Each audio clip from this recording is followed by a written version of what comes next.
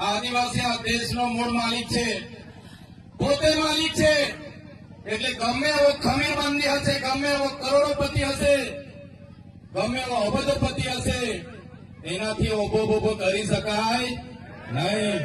પણ આપણો ગામનો આદિવાસી આજે પણ ઓભો બોભો કરીને પોતે સ્વતંત્ર છે, પોતે આ દેશનો આ ગામનો માલિક છે, સાબિત કરે છે.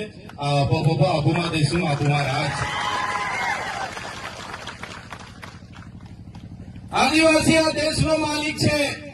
એ ચૈતર વસાવા નથી કહેતા, દેશની સુપ્રીમ કોર્ટ કહે છે.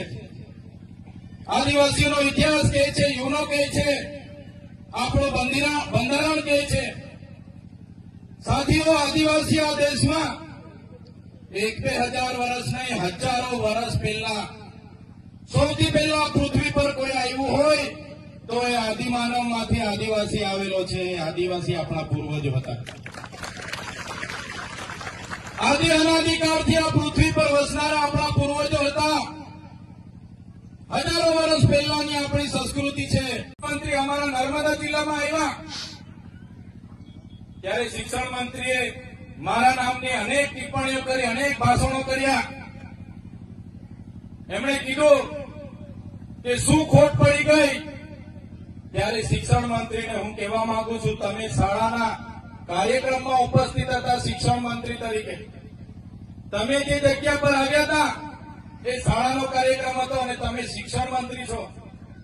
ત્યારે શિક્ષણ મંત્રી તરીકે તમારે એનું ચિંતન કરવું જોઈએ કે આદિવાસી વિસ્તારોમાં નકલી કોલેજો ચાલે છે નર્સિંગના નામે. આદિવાસી વિસ્તારોમાં એક શિક્ષકથી હજારો શાળાઓ ચાલે છે, એની ચિંતા તમારે કરવી જોઈએ. તમે પોતે મંત્રી છો અને આદિવાસી બાળકોને ઉચ્ચ અભ્યાસ માટે જે પોસ્ટ મેટ્રિક શિષ્યવૃત્તિ મળતી હતી એ તમારી સરકારે કેમ બંધ કરી, એનો ખુલાસો તમારે આપવો જોઈએ.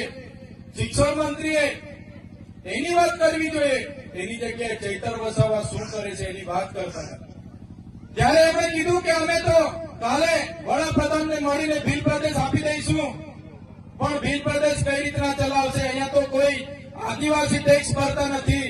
ત્યારે શિક્ષણ મંત્રીને ખબર ન હોય તો એમની જાણ માટે હું કહી દઉં છું, આદિવાસી વિસ્તારમાં જે પાણી છે, વીજળી છે, લિગ્નાઇટ છે, રેતી છે, પથ્થર છે, જળ છે, જંગલ છે, જમીન છે, એમાંથી અનેકો કરોડોને પણ અબજો રેવન્યુ અમે જનરેટ કરીએ છીએ. એનાથી આ દેશ ચાલે છે. અમે કોઈના પર ભીખ નથી માંગતા. અમે સવારેથી લઈને અમે ટેક્સ ભરીએ છીએ. માચીસથી લઈને જે પણ સામગ્રી અમે લઈએ છીએ એનો ટેક્સ અમે ભરીએ છીએ.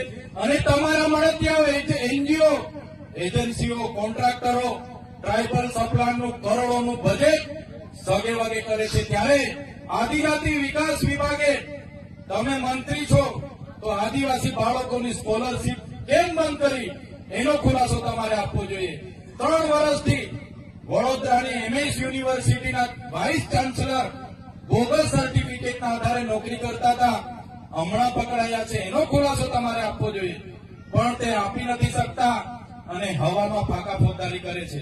ત્યારે ભીલ પ્રદેશ અમે કાલે આપી દેવાની મોટી મોટી વાત કરતા હતા.